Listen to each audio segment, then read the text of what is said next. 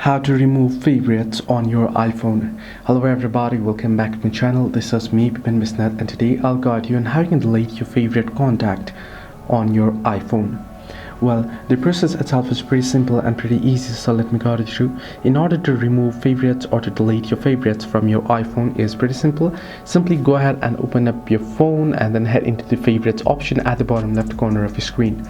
Once you're on the favorites, what you can do is you can simply tap and then swipe to the left. So you can see, tap and swipe to the left and you'll get the delete option. You can tap on delete and you can go ahead and confirm the deletion, and this way you can easily go ahead and delete your favorites. Similarly, if you want to delete your favorites on your Safari or your bookmarks, you can tap on the bookmarks icon there, or once on bookmarks here you can see your favorites or bookmarks here. You can go ahead and tap on edit and then you can select the particular bookmarks or favorite that you wish to delete and you can go ahead and delete it.